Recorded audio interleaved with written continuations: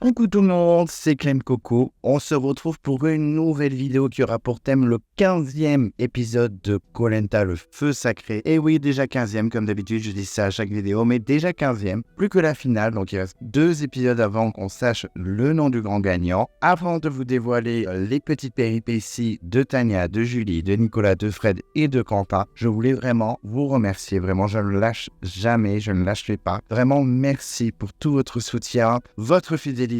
Sans vous, je ne suis rien, je ne répéterai jamais assez, mais vraiment j'y tiens. Vraiment, vous êtes au top, avec plein de commentaires, on discute ensemble, c'était le but de la chaîne, donc je suis vraiment ravi. En tout cas, si vous ne voulez pas louper la prochaine vidéo de Clem Coco, qu'est-ce qu'on fait? On s'abonne à la chaîne. On n'oublie pas de déclencher la cloche de notification si on ne veut rien louper. Vous pouvez vous perdre dans l'onglet communauté. Il y a des petits posts, des petits indices, des fois sur des interviews qui peuvent arriver, etc. Donc on n'hésite pas à s'y perdre. Vous pouvez mettre un pouce bleu sur la vidéo, ça fait toujours plaisir. Je suis toujours sur Instagram, donc on n'hésite pas à me follow. Donc c'est parti, je suis en mode pilou-pilou, en mode pyjama, avec ma copine Cindy, je vous la présente, c'est Cindy. Elle est parmi nous, et en tout cas, elle va suivre avec moi la review. On y va, c'est parti. On va découvrir ce qui s'est passé dans ce top 5, qui a été malin, qui n'a pas été malin. Certains n'ont vraiment pas été malins, on est assez d'accord sur ça. Mais en tout cas, c'est parti. On va découvrir ce qui s'est passé dans ce fameux épisode juste avant le carré final. Avant de rentrer dans l'épisode, on avait une petite intro un peu modifiée. C'est vrai qu'on a eu le même pré-générique depuis le début de la saison. Il n'y a jamais eu une modification. Alors, des fois, dans les saisons, ils changent un peu selon où on en est dans la saison. Et là, pas du tout. On a eu toujours le même pré-générique. Et là, ça change. Juste pour présenter un peu les 5 derniers candidats qui vont aller en finale. Donc, on a un peu une rétrospective de chacun. Un peu tout ce qui s'est passé dans leur aventure.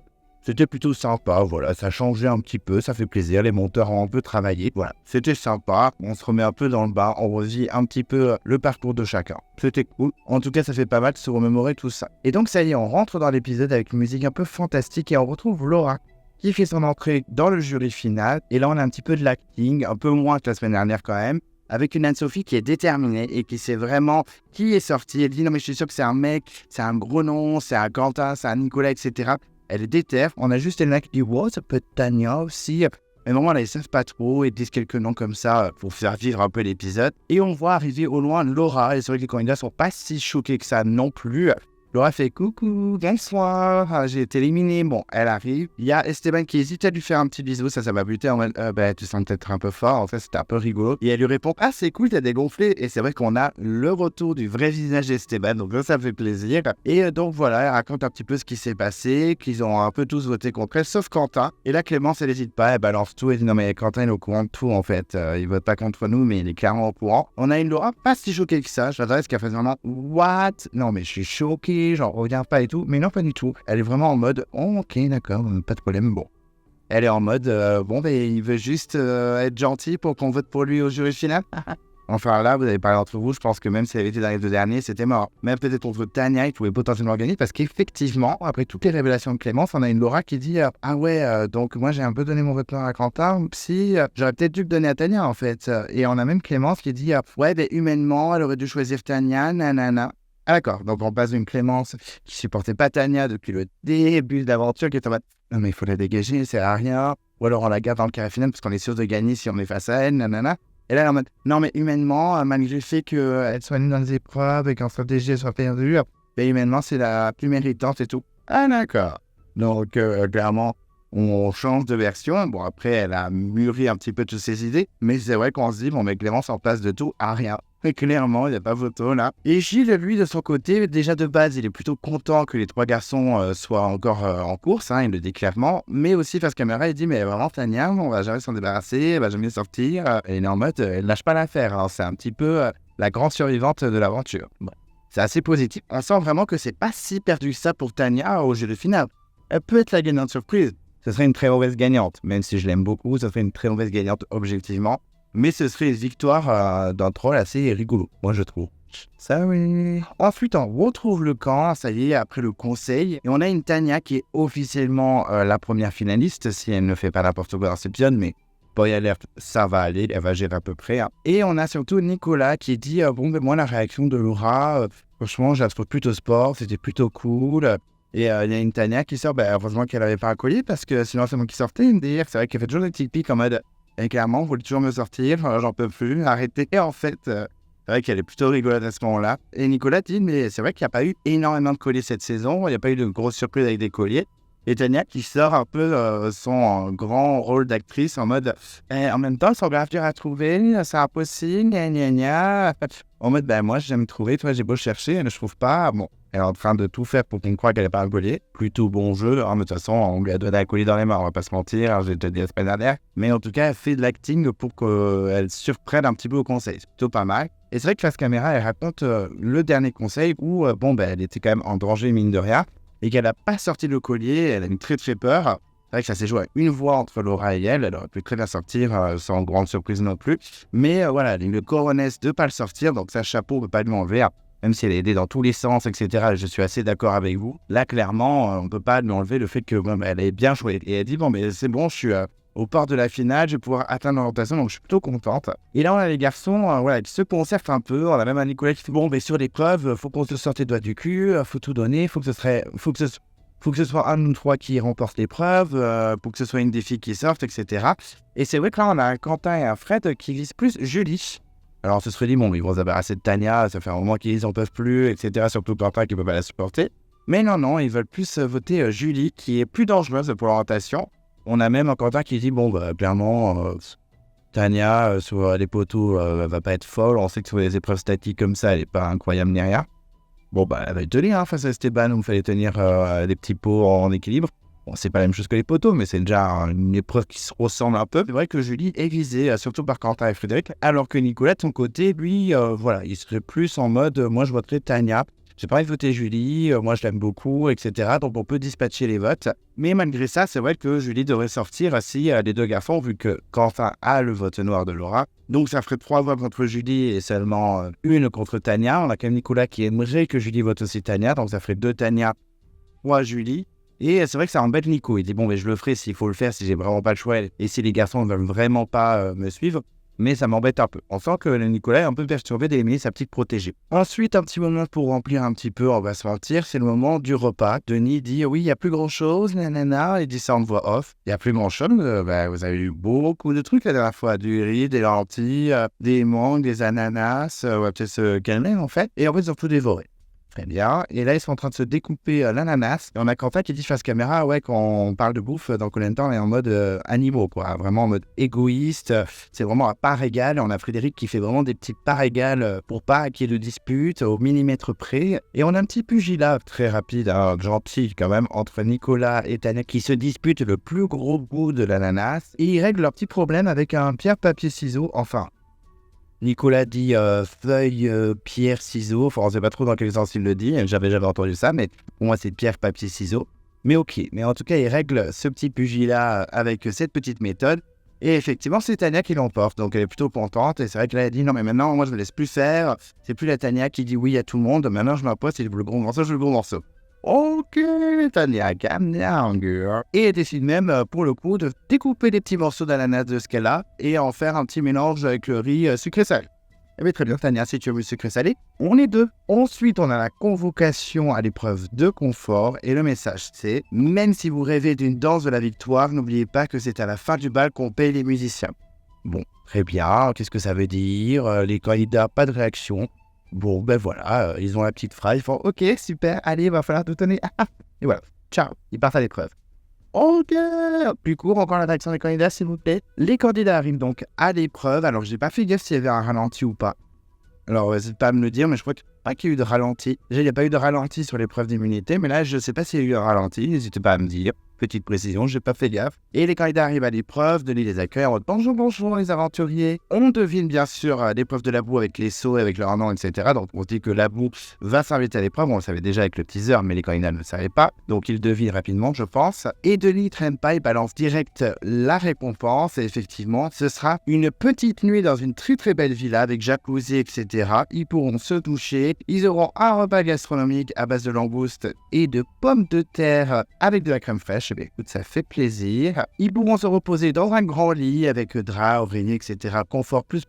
Et le lendemain, ils travailleront avec un petit déjeuner de sportif, comme dirait Denis, avec des céréales, du fromage blanc, des fruits, etc. Donc bon, ça fait plaisir parce que même si j'étais pas à Koh Lanta, je serais ravi de vivre ça. Parce que pendant tout le confort, j'étais ouais, je mangerais bien ça. Donc je pense que quand on n'a pas bouffé depuis une trentaine de jours, clairement c'est le rêve total. Et effectivement, les candidats sont à bout, ils sont hystériques. On a une Julie qui est clairement en mode je trop le confort, j'en peux plus, je suis hystérique, c'est trop la battre, je vais tout donner pour l'avoir, etc. Je me dis bon, ok, elle aura jamais. Enfin bref, c'est vrai que Julie, sur les épreuves individuelles, elle est vraiment pas performante, elle est toujours dernière ou avant-dernière, on va pas se mentir. Et Quentin, de son côté, il aimerait beaucoup l'avoir aussi, alors qu'il a déjà eu des conforts, mais bon, c'est pas grave. Il aimerait vraiment les avoir, surtout que là, il est cassé, il en peut plus, il est au bout de sa vie, comme les autres, je pense, Quentin. Mais en tout cas, voilà, il aimerait bien avoir cette récompense juste avant la dernière épreuve d'immunité pour tout donner et être dans le carré final. En tout cas, elle est surmotivée. Les candidats ont la rage et on peut les comprendre. Au niveau des preuves, alors moi je m'attendais à un peu plus que l'épreuve classique de la poutre. J'avoue que je suis assez déçu parce que je m'attendais à un truc un peu plus incroyable. Et effectivement, il y a un temps imparti. Ils doivent faire des allers-retours dans une mare de boue, vider toute la boue qu'ils ont sur le corps dans un seau. Et celui qui a le seau le plus lourd l'emporte. Bon, ça fait vraiment ancienne épreuve, old school, épreuve assez classique. Alors c'est cool d'avoir des anciennes épreuves, d'avoir des épreuves cultes. D'ailleurs, parenthèse, je trouve qu'il y a énormément d'épreuves qui reviennent tous les ans. C'est un peu dommage, j'en ai parlé avec un abonné en disant mais dans Survivor, chaque année, les épreuves sont complètement différentes. Alors certes, dans Survivor, il y a énormément de puzzles. Donc ce qui fait que toutes les épreuves sportives avant le puzzle, du coup, des fois, elles sont caduques parce que le puzzle est tellement compliqué que les équipes ou les candidats arrivent quasiment à égalité sur le puzzle. Mais je trouve que c'est un peu plus varié chaque année. C'est rare qu'on ait la même épreuve que l'année précédente ou que la saison précédente. Là, j'avoue que c'est tout à la même. L'équilibre sur l'eau, la dégustation, la boue, les dominos. Alors, c'est sympa, il y a des épreuves cultes. Moi, je vous l'ai déjà dit, j'adore l'épreuve des sacs alors qu'elle est injuste. Mais j'adore l'épreuve de l'équipe sur l'eau, j'adore l'épreuve des dominos. Je trouve ça super sympa. Mais ça revient tout le temps. C'est tout le temps au bout d'un an. Vu toutes les épreuves que Survivor a fait, je me dis, quand même, il pourrait un petit peu piquer, quitte à piquer, autant y aller à fond. Un petit peu faire mixer des épreuves de Survivor. Ils l'ont déjà fait plein de fois, ils peuvent le faire là. Donc, un peu déçu, je vous avoue, que ce soit juste ça. Je préférais même qu'avec leur seau de boue et un peu de paille que la prod donne, ils fassent des boules et qu'ils tirent sur des girouettes qui tombent ou des petits poteaux qui ressemblent à des phallus. Mais enfin bref, un petit peu varié, quoi. Et là, c'est vrai que c'est un peu dommage, c'est juste la boue. Surtout que je crée l'injustice, mais c'est vrai que quand on est un candidat qui a les cheveux longs, je ne vais pas dire les filles parce que Esteban a les cheveux longs, Bertrand Camel a les cheveux longs, etc. C'est un peu plus facile. C'est-à-dire que on peut stocker la boue dans ses cheveux. Par exemple, Phil, qui est chauve, un peu plus compliqué. Je sais plus quelle année, il y a un candidat qui avait fait une petite montagne, mais d'ailleurs c'était Phil. Denis a fait non. Non. La fille qui a une chevelure comme ça, c'est hyper facile. Enfin, Charlotte, elle avait gagné dans Koh Lanta Caramoine, j'adore Charlotte, mais vu les cheveux qu'elle a, c'est pas surprenant non plus. Donc je trouve ça un peu injuste. Je me dis, si c'est une fille qui gagne, ce serait dégueulasse. Parce que non, on a 3 garçons qui ont les cheveux très courts. Je me dis, ce serait dégueulasse. Heureusement, c'est pas une fille, même si j'aurais préféré que Tania ou Julie l'emportent face aux gagnants de cette épreuve. Mais je me dis, au moins la justice n'est pas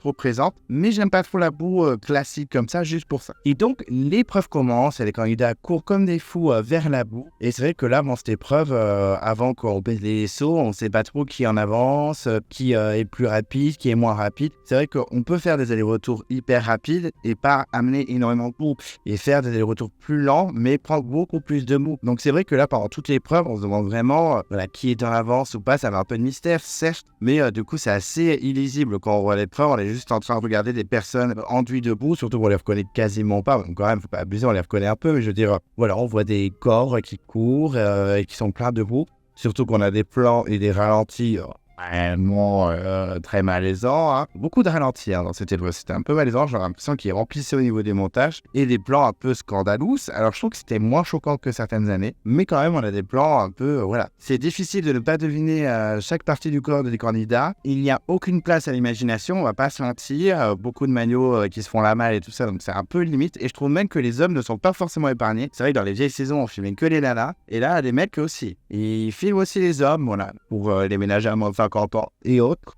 Et c'est vrai que bon, c'est pas une épreuve très passionnante. On voit juste que Nicolas est plus rapide, c'est celui qui court le plus vite, etc. Mais est-ce que ça va le faire gagner? Pas sûr. Spoiler, non. Pas très intéressant à regarder et surtout le suspense qui est censé être là n'est pas si intéressant que ça puisqu'on voit juste des corps pleins de boue se déplacer et remplir des seaux. Bon, pas fou. Et donc, Denis fait son petit décompte, parce qu'il y a un temps imparti, on va pas se faire, pendant des heures à s'endurer debout. Denis dit, bon, mais il reste plus que 2 minutes. Donc, les candidats, ils vont de plus en plus vite, ils sont au taquet. Il reste plus qu'une minute. Alors, les candidats sont encore plus rapides. Il reste 30 secondes. Donc, les candidats vont encore plus vite. Ils sont hystériques. On voit Frédéric qui compte dans tous les sens. 5, 4, 3, 2, 1. Voilà, l'épreuve terminée.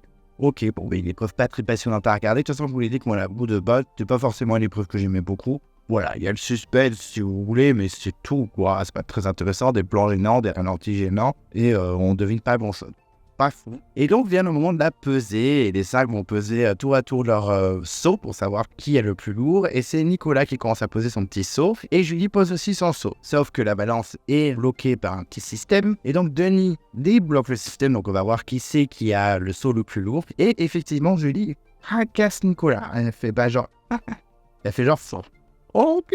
Donc là, je me dis, ok, les cheveux. Les cheveux de Julie, la chevelure de réponse de Julie l'a aidé. Et Nicolas, avec ses 3 petits cheveux sur la tête, c'était mort. Alors qu'il a été plus rapide. Donc je vous ai dit, la rapidité n'aide pas dans l'épreuve de l'œuf. Donc Julie a fini par battre Nicolas, donc j'étais un peu content pour elle parce que c'est vrai qu'elle a enchaîné les échecs sur les épreuves alors que c'est une grosse sportive, elle veut tout arracher alors que elle n'arrache pas grand chose. Donc effectivement content pour elle. C'est ensuite au tour de Tania de poser son seau, Denis déclenche la balance et effectivement Tania bat Julie, elle la bat plutôt bien quand même et c'est vrai que je me dis bon mais la chevelure de Tania était plus efficace. Donc chapeau pour Tania, elle peut l'emporter, si elle a battu Julie, elle peut battre les 2 garçons qui restent et je me dis si Tania gagne, je serais un peu content pour elle, ce serait une première victoire individuelle pour ce qui est assez surprenant. Mais d'un côté, je me disais, c'est dégueulasse pour les cheveux, quoi. Franchement, j'insiste sur ce côté cheveux égale avantage, mais c'est vrai, quoi.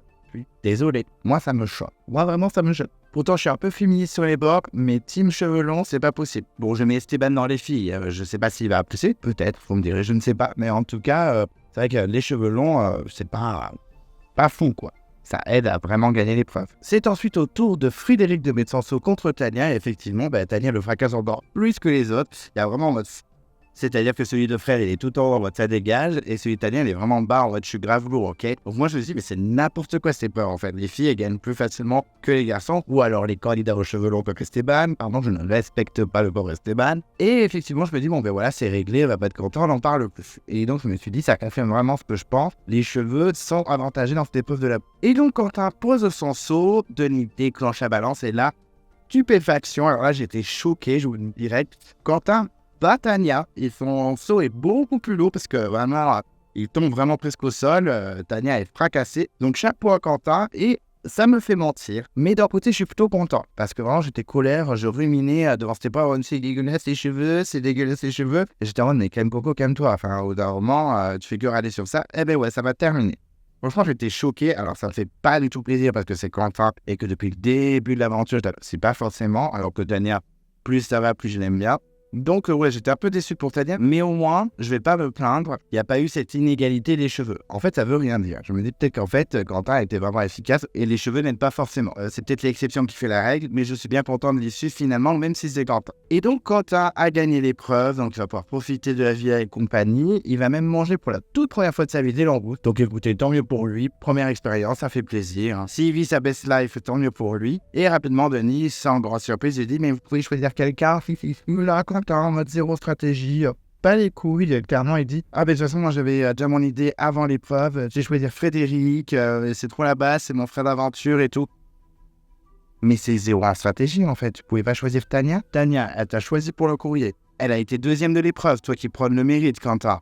Je me dis mais la meilleure stratégie c'est de prendre Tania pour manipuler Tania pour qu'elle vote Julie, enfin je sais pas mais ça aurait été stratégiquement plus logique. Après c'est vrai qu'il adore Frédéric, tout ça. Mais déjà, ils montrent vraiment leur alliance, même si bon, c'était clair pour tout le monde que les 3 garçons étaient hyper liés. Mais j'avoue que là, c'est un peu limite, quoi. Je me dis, bon, pas cool stratégiquement, en tout cas pour les garçons, ça va être compliqué. Pas le fait que, pauvre Tania, c'est pas cool, elle lui a donné courrier, il devrait lui donner ça. Ça se discute. On peut avoir un débat dessus. Je suis pas tout à fait 100% d'accord sur le choix de Quentin à propos de ça, ou sur la vie de Tania par rapport à la décision de Quentin.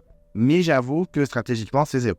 clairement, on va pas se mentir. Et très rapidement, en plus, il s'enfonce en disant, voilà, je confirme, c'est l'affect qui a primé. Moi, Frédéric, c'est mon frère d'aventure. Tania, désolé, t'étais deuxième, et voilà, c'est Frédéric qui passe avant et tout. Je suis en mode, ok, mais quand elle a rien compris au jeu, en fait. Là, je me suis dit, vraiment, Tania va se venger, elle va clairement voter contre lui, elle va tout faire pour le dégager. De son côté, Frédéric est assez touché, on le sent un petit peu, pas en panique, mais en mode, ok, je suis content, mais à la fois, je sais pas si c'est le meilleur choix.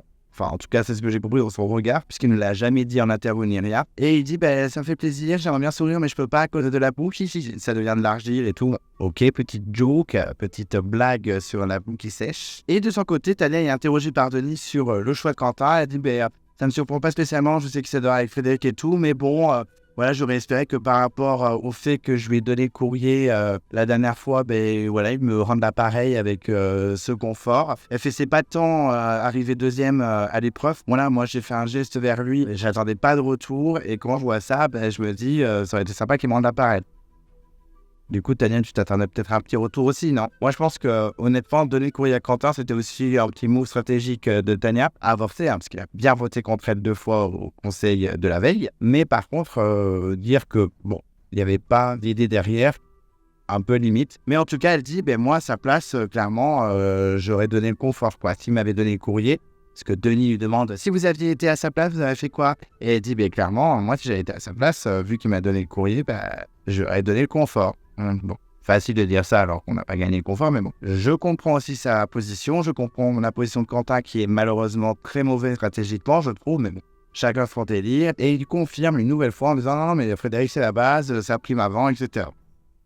Ok, Quentin condamné. Quand j'ai vu cette séquence, j'ai fait déjà que la semaine dernière, je me doutais qu'il pouvait sortir avec la stratégie des filles. Là, clairement, condamné, le Quentin. En tout cas, les 2 hommes d'argile se cassent au confort, ça dégage, et les candidats retournent au camp. On retourne donc sur le camp avec les 3 candidats qui ne vont pas au confort, c'est-à-dire Tania, Julie et Nicolas. Et ils arrivent un petit peu dépités sur le camp, surtout Julie, qui est très très colère. Et Nicolas, voilà, il dit, j'ai des poules, clairement, ça fait chier, etc. Mais moi, j'ai envie de me faire un festin comme eux, il n'y a pas de raison, c'est parce que eux ils vont s'éclater, ils vont bouffer de ouf, que nous, on va pas faire la même chose. Et c'est vrai que Nicolas a beau tout dire, on peut critiquer sur certaines choses et tout. Surtout dans cet épisode, les garçons, stratégiquement, on fait n'importe quoi. Donc c'est vrai que niveau stratégie, Nicolas prend un coup. Il y a eu des comparaisons entre François et Nicolas cette semaine dans les commentaires. Moi, je suis plus team François. Je trouve que François, il a vraiment été régulier tout au long de la saison. Là, Nicolas, il a fait un peu n'importe quoi dans cet épisode. Enfin, les garçons ont fait n'importe quoi, dont Nicolas. Vous savez, stratégiquement, il prend un petit coup quand même si il reste un très bon candidat. Il ferait quand même un bon gagnant. Je me risque à dire ça. Mais honnêtement, voilà, il est quand même hyper souriant, hyper positif. Tous les candidats disent qu'humainement, il est incroyable. Donc, socialement, il est assez excellent. Et c'est vrai qu'il est toujours positif. Voilà, il dit, moi, j'ai envie de pêcher, j'ai envie de donner des choses, j'ai envie qu'on mange bien ce soir et de faire plaisir aux filles. Donc, avec Tania, ils partent à la pêche et tout, donc c'est plutôt cool. Ils ont le sourire, mais ils lâchent pas. C'est vrai que Tania, c'est pareil, elle a souvent le sourire quoi qu'il arrive, alors qu'elle a toujours été en danger. Certes, elle a été aidée sans limite, mais elle est toujours souriante. Donc ça, on peut pas lui enlever. Et Julie, son côté, c'est complètement l'inverse. C'est rumine, elle est dans la jungle, elle est pas contente. Voilà, elle en a marre, elle commence à en avoir ras-le-bol. Elle profite de rien, elle vit aucune expérience de ouf dans les conforts. En plus, elle gagne pas d'épreuves alors qu'elle est hyper compétitrice. On sent qu'elle est en mode à la casquette, pailletée. Julie, elle craque. Elle en peut plus, elle en peut plus, elle est en train de craquer, elle a envie de tout casser. On sent que ça y est, elle est en mode burn-out, elle touche le fond, elle en peut plus. Pour elle, ça aurait été le meilleur moment d'avoir un confort avant l'épreuve d'immunité, juste avant le carré. Clairement, elle a raison, mais bon, en tout cas, elle est frustrée et elle est colère. Et ensuite, face caméra, elle parle un peu stratégie en disant, en plus, au conseil, je sais très bien que ça va jouer entre Tania et moi. Donc voilà, je suis un peu deg, donc clairement, on va voter l'une contre l'autre. On sait très bien que les garçons, c'est un noyau solide. Voilà, donc va falloir que je fasse tout pour qu'elle gagne pas d'immunité, que ce soit moi. Ou en tout cas tout faire pour que les garçons votent contre, etc. Et dans la tête, je me dis, pourquoi les filles, vous avez fait que de la merde et vous n'êtes pas unis jusqu'au bout contre les garçons? Alors certes, il y a eu les binômes qui ont un peu perturbé tout ça. C'est vrai que Clémence et Laura ont un peu essayé de dégager Nicolas et Julie. Mais c'était surtout Nicolas, je pense, qui était visé. Julie, c'était un peu un dommage collatéral. Mais bon, c'est dommage qu'elles se tirent dans les pattes, les filles, qu'elles ne continuent pas des alliances pour dégager les garçons, même si c'est ce qui va se passer dans cet épisode. Mais merci Tania, clairement. Julie, elle va pas arrêter de torpiller Tania, elle va tout faire pour que tout le monde la dégage et vraiment, elle va la clasher sans limite. Il n'y a qu'au moment où elle a un collier et qu'elle réfléchit à une stratégie qu'elle se dit, bon, Finalement, Tania, c'est un peu ma copine. Enfin bref, Julie m'a un petit peu agacé dans cet épisode. Et c'est vrai que là, je me dis, mais les filles, réfléchissez. Vous avez laissé les 3 garçons se balader pendant toute l'aventure. Vous avez éliminé Gilles, alors que bon, Gilles, c'est vrai que j'ai jamais été très tendre avec lui. Mais clairement, c'était pas le plus dangereux des 4. Fallait écouter Tania et virer un Fred, par exemple, qui était un peu à la tête de toutes les stratégies. Voilà, je trouve que c'est complètement stupide. Les filles, vous avez fait n'importe quoi. Mais les garçons vont faire aussi n'importe quoi dans cet épisode. Et heureusement pour vous, du coup. On retrouve mes 2 candidats préférés de la saison au confort. Alors, vous avez bien compris que c'était ironique. Et là, j'avoue que ce passage, oui, il y a un papillon qui vient de passer, oui, parce que mes fenêtres sont ouvertes, c'est carrément la jungle. En mode la famille de la jungle, bonjour, je suis Elisa de la jungle. Enfin bref, tout ça pour dire que Frédéric et Quentin sont au confort. Et là, je vous avoue que c'était assez drôle. Alors, je pense que ça a été fait exprès un petit peu dans le montage. Alors, clairement, moi, ça m'a fait hurler de rire parce qu'on aurait dit un petit couple. Ça m'a fait vraiment marrer parce qu'il y a vraiment des plans un peu, tendancieux. On a vraiment l'impression que c'est un petit couple. On a même Quentin qui va dire on est en voyage de noces. Et vraiment, il y a plein d'allusions, il y a plein de moments en montage où ça fait vraiment petit couple, quoi. Clairement, ça nous rappelle un peu Sam et Théo à leur confort. Moi, j'ai trouvé ça très rigolo. J'ai trouvé ça très frais, très marrant que le montage en joue un petit peu. Alors, c'est très bien qu'ils sont pas ensemble. On sait très bien qu'ils n'ont pas fini la nuit ensemble et puis ils font ce qu'ils veulent après tout, mais je pense pas que leur femme serait très contente. Mais en tout cas, je trouvais ça très rigolo de le jouer un peu comme ça. Et on a vraiment l'impression d'avoir un petit couple pendant leur confort. C'était assez rigolo, j'ai trouvé ça très amusant. Petite parenthèse, quand ils ont découvert le jacuzzi, j'étais vraiment en mode un jacuzzi gonflable. Vous êtes sérieux là? Vous l'avez acheté à Jiffy ou comment ça se passe? J'étais choqué. Enfin, ils peuvent pas avoir un jacuzzi en bois ou j'étais en mode waouh, mais c'est quoi cette vie-là? J'espère qu'il n'y a pas 5 étoiles, hein, parce que moi sur TripAdvisor, même si j'ai gagné le confort, je mets pas 5 étoiles. C'est quoi ce jacuzzi gonflable? Même moi, quand je loue des maisons avec mes potes, je refuse des jacuzzi gonflables. Qu'est-ce que c'est que ce bordel? Enfin bref, c'est mes goûts de diva. Moi, j'aurais été choqué. Quentin se confie face caméra en disant que Frédéric, c'est son frérot. On sent que la bromance continue. Et vraiment, les petits plans, les monteurs se sont éclatés. Moi, ça m'a fait mourir de rire. Ça faisait longtemps que je ne m'étais pas autant éclaté pendant le confort. Hein, clairement, ça m'a fait beaucoup rigoler. Et le premier plan, clairement, après avoir été impressionné par la maison, la villa, les champs et tout, c'est le moment de la douche. Et j'avoue que ce moment, j'étais en mode mais qu'est-ce qui se passe? Alors déjà, les filmer sous la douche, c'est chiant. Ils le font quasiment tous les ans. Ça n'a aucun intérêt puisqu'en plus, ils se douchent en maillot de bain. Donc ça n'a pas d'intérêt. Déjà, laissez-les se laver tranquillement, nus comme tous les êtres humains de la planète Terre. Surtout pour les filmer sous la douche. Et là, ils étaient tous les deux limite à 2 doigts de se frotter le dos. Enfin, j'ai trouvé ça très rigolo. C'était malaise cette séquence. Je suis un peu surpris les garçons aient accepté de se faire filmer comme ça. Moi, j'ai trouvé ça très marrant. Hein, vraiment, il n'y a aucune moquerie homophobe, etc. Bien au contraire. Hein, au contraire, moi, ça m'a fait beaucoup rire. J'ai trouvé ça très sympa. J'ai trouvé ça plutôt fun. Moi, le seul truc qui m'a gêné, c'est qu'ils les filment sous la douche. Et c'est vrai que voilà, petit moment douche tous les deux avec des petits plans un peu sympas. On avait un plan où on avait l'impression d'être sous leurs pieds avec l'eau qui tombait sur la caméra. Ok, ils se sont éclatés au montage. Hein. Et en plus, il y a Fred qui met une petite couche face caméra en disant mais on est 2 hommes, on commence à se connaître de plus en plus. Donc là, c'est assez incroyable de se toucher tous les deux. J'étais carrément, Fred va nous faire une confidence, une petite révélation. En tout cas, ça m'a fait beaucoup rire. Hein. Bien sûr qu'ils ne sont pas ensemble et qu'ils ne sont pas en couple, mais j'ai trouvé ça très rigolo. Et donc, ils se lavent tout, ils se lavent le corps, les oreilles, les dents. Sur le coup, je me suis dit, mais laissez-les se laver tranquille ou alors laissez-les vivre leur petite amourette. Enfin bref, ça m'a fait vraiment rire le montage, je pense que vous l'avez compris. Et ça continue, on enchaîne les plans un peu tendancieux. On a les 2 mecs qui sortent en peignoir. Donc ça m'a buté. C'était vraiment en mode oh. Un peu malaise. Ils prennent leur petit cocktail et ils se retrouvent dans le jacuzzi. On a même Quentin qui rajoute une couche lui aussi en disant mais c'est clairement notre voyage de noces et tout. Franchement, ça m'a buté. Clairement. J'étais en mais stop, c'est quoi tous ces plans? On dirait que c'est action, que c'est vraiment tourné. Alors je pense qu'à ça, hein, je pense que la prod, il s'arrange à faire des plans sympas et tout. Mais là, ça faisait tellement, genre, je sais pas, un petit couple qui profitait. Et on a en plus confirmation des garçons en mode l'huile de miel. Ça m'a buté. J'ai même vu sur le Twitter de Koh-Lanta des photos des garçons, dont celle que j'ai mise là, avec comme commentaire la lune de miel pour Quentin et Frédéric MDR. Ok, vraiment, la prod voulait absolument qu'on croit à un remake de Brokeback Mountain. Ça m'a buté, clairement. Mais j'ai trouvé ça assez rigolo. Faut le prendre à la légère, faut pas crier à l'homophobie, etc. J'ai trouvé ça très marrant personnellement, sans me moquer bien sûr. Et c'est vrai que je pense que le fait d'être propre, le fait d'être dans le jacuzzi avec un cocktail, ils sont un petit peu en confiance. Et ils disent on est trop content de ce confort, on va être au taquis sur l'épreuve, c'est sûr qu'on va la gagner, etc. Comme ça au moins, Denis n'éteindra jamais notre flambeau. Enfin voilà, on sent que les garçons se voient déjà tous les 3 avec Nicolas dans le carré final. calm down, calmez-vous, on s'enflamme pas. Hein. Il ne faut pas vendre la peau de l'ours avant de l'avoir tué, je le dis souvent. Et je me suis dit à ce plan-là, bon, ben, clairement, je pense que Quentin... And I see you again. Bye bye. On retourne sur le camp avec Nicolas et Tania qui sont en mode « Ah, trop content d'être là, j'adore la pêche et la vie. » Et Julie qui est en mode « La vie c'est de la merde, c'est nul, je vais péter un câble. » On a vraiment deux salles, deux ambiances, on va pas se mentir. Et Nicolas, voilà, il est au taquet, il dit « Bon, mais moi je vais me faire plaisir, je vais pêcher au taquet. » Et effectivement, on retrouve Nicolas en mode grand bleu, en train de faire sa petite pêche au harpon. Et il est assez efficace puisqu'il en chope 7 poissons. C'est plutôt pas mal, surtout pour 3, hein, clairement ils vont se faire plaisir. Et on a aussi Tania qui a trouvé pas mal de coquillages, donc elle est plutôt contente aussi. On se dit qu'ils se sont bien bougé les fesses pour se rire ce soir. Et de l'autre côté, on a Julie qui les retrouve sur le camp en mode vénère. Elle jette un truc comme ça, je trouve que c'est un bout de bois ou je sais pas quoi. Moi j'ai rien prouvé, je trouve vénère. Et Tania fait « Tu veux pas aller chercher du bois ?»« Ah non, c'est bon, ça fait 2 heures que je suis en train de chercher, je sais pas quoi, je vais péter un câble. » Ok, mais calme-toi, Julie. Mais Julie, elle est invivable dans cet épisode. J'étais en mode, mais calme-toi. Elle qui était pas très souriante, on va pas se mentir, mais qui était pas non plus désagréable.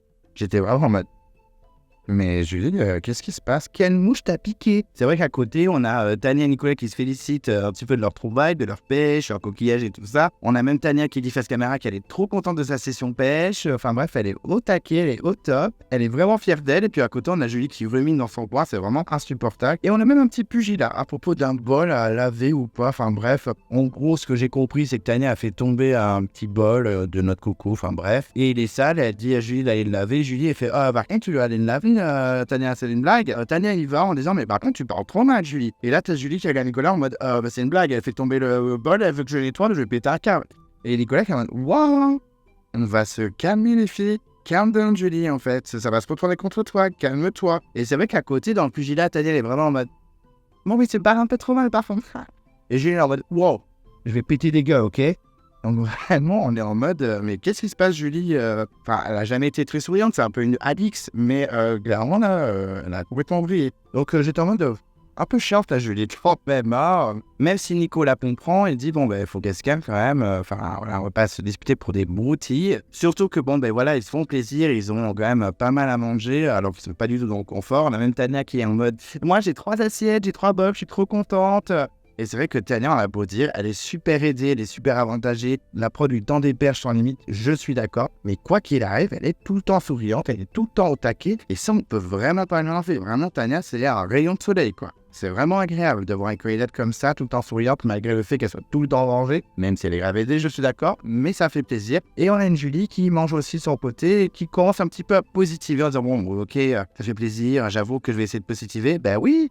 Oui, Julie, sois contente, on t'amène la bouffe dans ta bouche. Ah, wow, souris un peu. Sois heureuse de vivre. Ça va, moi, je suis en soirée avec Tania et Nicolas. Moi, je fais au taquet. Hein. On retrouve les deux amoureux pour leur repas gastronomique à base de langouste. Et donc là, ils se font plaisir. Il y a de la langouste, il y a de la salade, etc. Et c'est la première fois, donc, pour Quentin, il l'avait dit. Et il aime bien. Il est content. Il dit que c'est plutôt appréciable. Voilà, il fait des petites découvertes. Hein. Il n'est pas venu à Polenta pour rien. Donc, ils se font plaisir. On a même Frédéric qui dit qu'il va rien rester. Ils vont tout manger. Donc, ils kiffent leur petit repas et tout. Et on a même Frédéric qui dit j'ai déjà vu son nom. C'est une impression de déjà vu. Donc, ils vivent leur petit moment en amoureux. Ça fait plaisir. C'était pas très utile dans le montage, mais en tout cas, ils kiffent. Et c'est le principal. Qu'ils se fassent plaisir, ça me fera plaisir. On retourne sur le camp après ce repas bien copieux, il faut l'avouer. Et là, Tania, elle essaie de prendre la température, un peu en mode perfide. Elle le fait vraiment pour savoir où elle va mettre un peu les pieds avec ce collier, parce qu'elle sait qu'elle va le sortir dans tous les cas. Mais qui c'est qu'elle va voter? Donc, qui c'est qu'elle va sauver? Est-ce qu'elle va sauver Julie?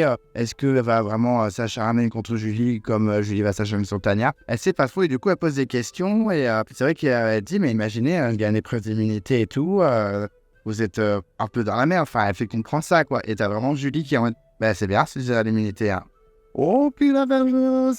Et c'est vrai que Tania nous dit, ben si je gagne l'immunité, est-ce que Nico, tu serais prêt à éliminer un garçon? Et là, il s'est mis en mode, ben non, franchement non. De toute façon, si je gagne pas l'immunité, je vais voter contre toi. Ah d'accord. Donc Nico, il est transparent. Et face caméra, Tania dit, bon, ben clairement, je vais pas dire que j'ai le collier à Nicolas. Ah, en même temps, Tania, moi, pour moi, je l'aurais dit à personne. Bon. Du coup, la stratégie était plutôt sympa parce que les garçons ont fait n'importe quoi stratégiquement dans cet épisode. Donc, tant mieux pour elle. Hein, c'est plus la stupidité des garçons qui a fait que les filles aient fait un bon coup. Parce que clairement, si les garçons étaient plus malins, je pense que Julie aurait été en mode I see you again. pas Quentin, mais cette fois, ce sera Julie. Et effectivement, elle est clairement en mode, je comprends que Nicolas, je peux pas lui faire confiance. Julie à voir, mais Nicolas, c'est mort. Et Julie et Nicolas sont un peu agacés. C'est vrai que Nicolas, de son côté, il comprend vraiment que Tania vient à la pêche aux informations. En même temps, elle a raison, hein, on s'en fout. Même si elle n'avait pas de collier militaire, elle aurait raison de le faire. Hein. Le but, c'est d'avoir un max d'infos pour essayer de se sauver. Et Julie, elle est vraiment agacée. Nicolas aussi, mais surtout Julie, s'en va, non mais elle est sérieuse, c'est quoi ces questions? Elle veut vraiment choper des infos, c'est insupportable. Et face caméra, Julie dit, on va pas être naïf.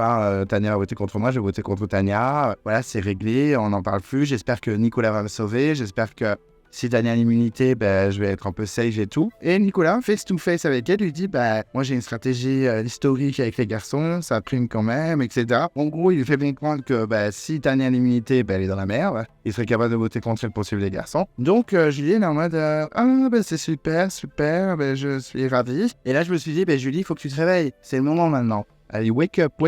Et tu peux remercier Tania, parce que sans Tania, je ne sais pas comment t'aurais fait. Même si c'est toi qui as eu l'idée stratégique avec le collier machin. Si Tania n'avait rien dit, ça aurait été au revoir Julie. On retrouve les garçons qui sont en mode on va au lit. Alors c'est vrai que ce plan où ils vont se coucher, inutile, clairement pour entrer à l'épisode. Il faut quand même genre séparer. Ah, il y a des limites quand même. Mais j'ai dormi dans le même lit, là ça m'aurait achevé. Ça aurait été le plan vraiment de trop, je crois, j'aurais été mort de rire. Mais bon, c'était plutôt mignon ce petit confort. J'avoue que c'est un confort que j'ai apprécié parce que je l'ai trouvé tellement rigolo. Sans me moquer, sans limite. Vous voyez, je suis bienveillant. C'est pas pour me moquer, mais j'ai trouvé ça très rigolo le montage. Et on a un Frédéric qui est au bout de sa vie dans le lit, il se voit partir et tout. Donc Quentin le laisse tranquille et il va dans sa chambre, il se jette dans son lit, il profite, il est en mode kiffance totale. Et qui profite parce que c'est bientôt la fin pour toi dans Koh Lanta, donc kiffe bien, parce que tu vas vite retrouver le jury final. Ils se couchent, la nuit tombe. Le lendemain, on les retrouve direct et ils retrouvent leur petit déjeuner, un énorme bol avec du fromage blanc, des céréales, muesli, des fruits dont la mangue. Meilleur fruit all time. Et donc là, ils kiffent. Là, ils sont vraiment au taquet. Ils se nourrissent sans limite. Ils prennent des forces. On a Quentin qui dit que c'est vraiment un plus de manger ce gros petit déjeuner et d'avoir eu tout ce confort avant la dernière épreuve d'immunité. Je le comprends complètement. Ils se boostent pour l'épreuve. Ils veulent vraiment que ce soit un des deux garçons qui gagne l'épreuve. Lui, son but, Frédéric, c'est de l'emporter et d'éliminer Julie. Mais après, il faut faire attention parce qu'il peut y avoir une histoire de collier, il faut se méfier dans Koh Lanta, etc. On ne sait jamais, il veut prendre la température auprès de Nicolas. Peut-être que Nicolas a eu des informations pendant cette journée où ils n'étaient pas là, où ils étaient au confort. Donc voilà, ils veulent vraiment faire attention. C'est vrai qu'hier, ils étaient hyper confiants dans le jacuzzi. Mais là, on a l'impression qu'ils reprennent un peu leurs esprits, qu'ils sont en mode bon, on va retourner dans le jeu, il faut gagner l'épreuve, il faut qu'au moins un mec gagne l'épreuve, surtout pas une des deux filles. Surtout que Quentin dit clairement, Tania va voter contre moi par rapport au choix que j'ai fait, c'est clair. Et on ne sait jamais, voilà, je préfère pas m'enflammer, je sais très bien que ça peut se retourner contre moi, on peut avoir des surprises. Frédéric a également le même discours, on sent que là, les garçons sont un peu plus dans le jeu que la veille en mode cocktail et compagnie. Et là, ils se disent, bon, déjà, première étape, il faut que ce soit un mec qui gagne l'épreuve d'immunité, puis après, on verra les stratégies si on sort soit Tania, soit Julie, selon les infos que Nicolas a eues sur le camp. Et c'est vrai que malgré tout, ils ont fait n'importe quoi. Je vais les répéter dans tout l'épisode, mais ils ont fait n'importe quoi. Split des votes. Ça fait combien de saisons que les candidats ont eu l'idée de faire des splits des votes? Ça fait beaucoup de saisons. S'ils avaient fait de Tania et de Judith, ça aurait été bien différent tout ça. En tout cas, après ça, après leur petit déjeuner, ils quittent leur villa de rêve, leur villa de leur voyage de noces, et ils repartent direct et ils vont retrouver les autres sur l'épreuve d'immunité. Et on retourne sur le camp où Nicolas a complètement la rage. Vraiment, Nicolas, je suis désolé. Je sais qu'il y en a qui l'aiment pas en disant que bon, il n'est pas si stratégique que ça, qu'il a été désagréable avec Rudy, etc. Je le sais. Mais vraiment, c'est l'homme parfait, quoi. Le mec, il n'arrivait pas à dormir. Donc, il a décidé de préparer un petit déjeuner pour les filles, pour que ce soit prêt au moment où elles se réveillent. C'est vraiment l'homme parfait. Voilà, il y a même Tania qui dit « Ah non, mais Nicolas, il fait tout sur le camp, c'est incroyable. » Enfin, vraiment, Nicolas, il est l'éloge de tout le monde.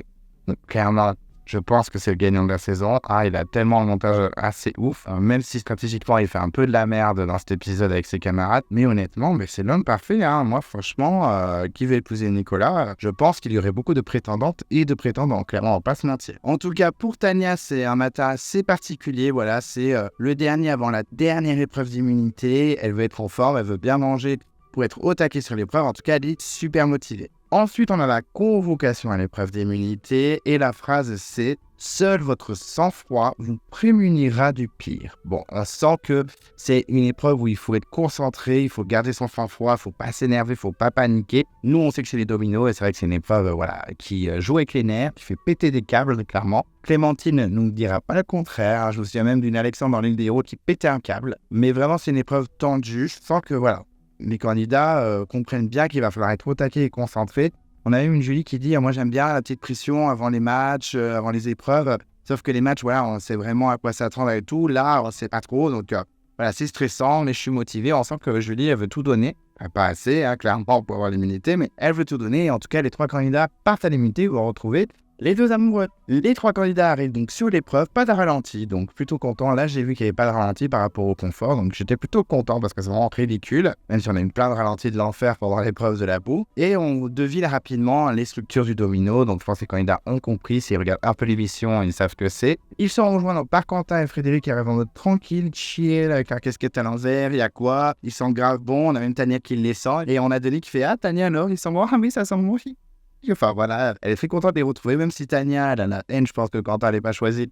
Elle en reste, si, c'est trop la base, ils sont trop bons, mais positif, comme d'habitude. Rapidement, ils les font redescendre en mode l'épreuve, c'est maintenant, ça va pas rigoler, c'est une épreuve très compliquée, c'est la dernière avant le carré final. Et ils leur expliquent donc qu'ils ont 31 dominos à poser sur une poutre et ils doivent faire ensuite domino days, tic, tic, tic, tic, tic, tic, tic, tic, jusqu'à que le dernier domino tombe dans le petit réceptacle qui est au bout de la poutre. Mais attention, la poutre MDR, elle est en mode équilibre, avec un quadrillage qu'il faut enjamber, donc toutes les 5 secondes, les dominos peuvent tomber. On apprend également que le dernier de l'épreuve, il aura un vote en plus au prochain conseil. Donc vraiment, c'est à toutes les épreuves maintenant. À toutes les épreuves, le dernier, bam, il a un vote contre lui. Surtout que là, c'est le dernier conseil avant le carré, ils sont plus que 5.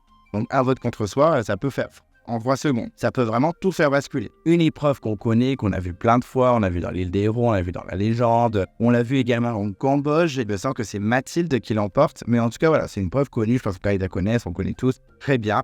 Et donc l'épreuve va pouvoir commencer, ça va être long, mais c'est une épreuve que j'aime bien quand même parce qu'il y a pas mal de suspense, mais ça va être long, je pense, surtout pour les candidats. Et donc l'épreuve commence, donc ça va être un peu long pour les candidats, mais il va falloir qu'ils restent concentrés. Et donc chacun se lance. On apprend également que dès qu'ils posent un domino sur la poutre, ils peuvent plus le toucher. Donc j'étais en mode, ah bon? C'était déjà le cas avant, je suis pas sûr. On apprend également aussi dans l'épreuve, je vous le dis comme ça, je vous spoil un peu, que dès qu'ils ont fait une tentative, après ils peuvent redéplacer les dominos comme ils peuvent. Mais avant de faire leur première tentative, c'est l'ont posé, ils l'ont posé. Donc ils sont concentrés, chacun pose ses dominos tranquillement. Il faut faire attention aux écarts, parce que si vous les écartez trop entre eux, s'ils tombent, ça va pas se toucher. Il faut faire gaffe aussi à pas trop les coller, parce que vous pourrez arriver aux 3/4 de la poutre et ça ne se passe comme ça jusqu'au réceptacle, c'est un peu con. Il faut aussi faire hyper attention à bien enjamber le quadrillage pour pas faire bouger la poutre. Enfin bref, c'est un enfer. Et tout le monde est concentré. On sent déjà que quand il a transpiré, il fait super chaud, ils en peuvent plus. Ils sont vraiment focus. Et là, gros drama, le premier à faire tomber tous ces dominos, c'est Nicolas. Il fait tout tomber. Donc là, effectivement, il doit récupérer tous les dominos qui sont tombés. Ceux qui sont encore sous la poutre, il les touche pas. Et effectivement, il y en a 2 perdus qui sont encore debout, donc il doit pas les toucher. Très bien. À son tour, Tania fait tomber des dominos. C'est moins dramatique que Nico, mais elle fait quand même tomber des dominos. Je pense que ça va être un peu compliqué pour elle. Mais les 2 qui s'imposent vraiment dans l'épreuve, c'est Frédéric et Quentin. Est-ce que ça a un lien avec le fait qu'ils ont eu le confort avant? Je ne sais pas. Mais ils sont tous les 2 en avance. Ils sont coude à coude. C'est très très serré. Ils sont vraiment à égalité et ils n'ont plus qu'un seul domino chacun à poser. On a quand même Quentin qui est un peu plus en avance sur Frédéric, mais Frédéric ne le lâche pas. Il le talonne. Il est même un peu plus rapide dans l'enjambement du quadrillage. On a l'impression qu'il est un peu plus efficace.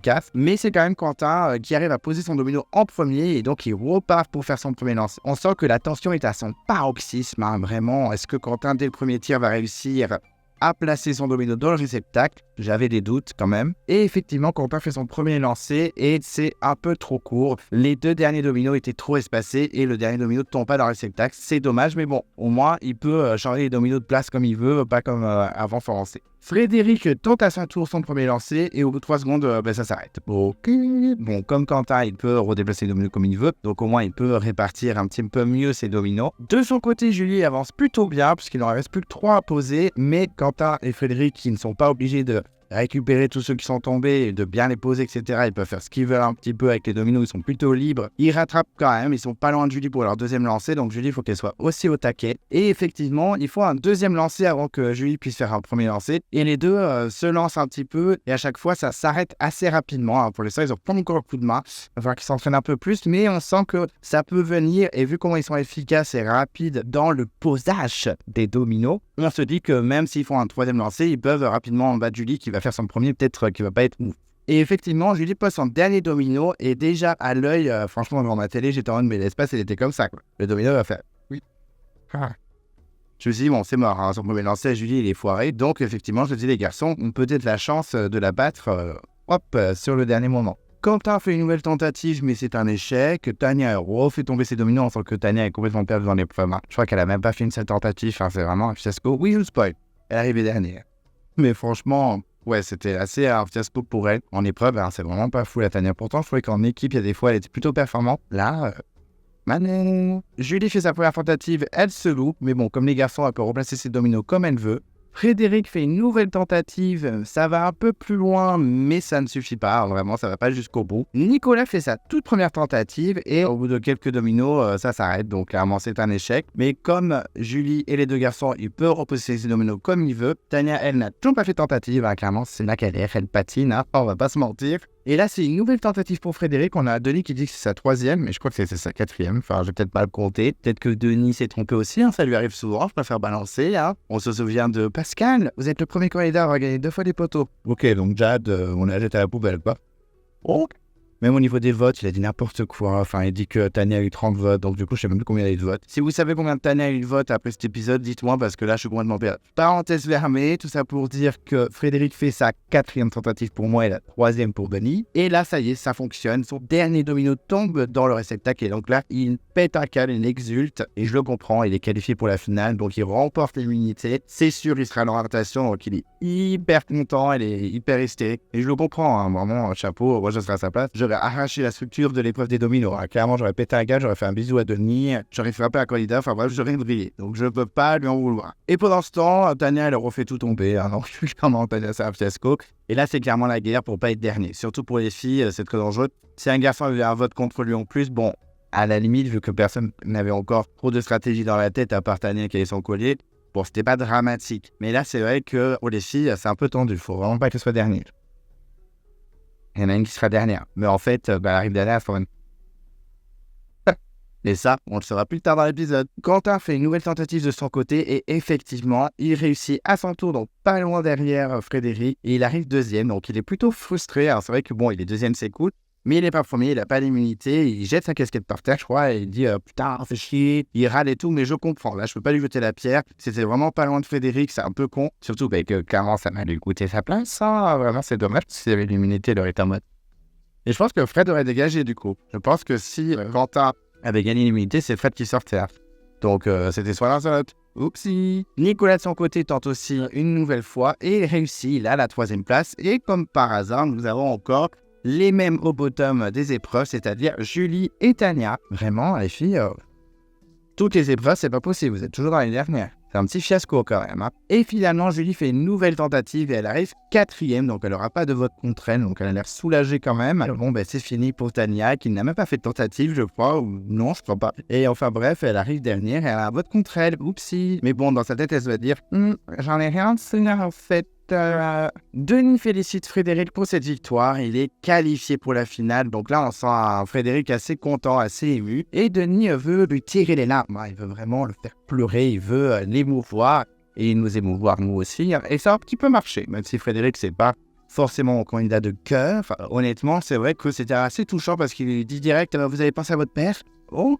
Il sort comme ça les dossiers. Et on a un Frédéric qui dit clairement, oui, mon père il est très important, il nous a quittés, nanana. Et c'est vrai que dans la culture asiatique, si on rêve plus des gens qui sont morts, ça veut dire qu'on les a oubliés. Et puis l'année dernière, j'ai rêvé de mon père. Donc c'est vraiment touchant et tout. Et vraiment, ça m'a un petit peu ému. J'avoue que je me suis fait happer par l'émotion de Frédéric. J'ai trouvé ça plutôt mignon. Surtout que son père est très important pour lui, même si il a une éducation plutôt strict, entre guillemets. Il a dit qu'il a jamais été non plus trop dur, qu'il lui a inculqué beaucoup de valeurs et qu'en plus, il regardait les premiers Koh-Lanta ensemble. Donc, c'est vraiment quelque chose d'important pour lui. C'est quelqu'un de très important pour lui, ce qui est complètement passif. Et du coup, j'ai été happé par cette petite émotion. J'avoue, j'ai pas tiré ma larme, mais c'est... Oh.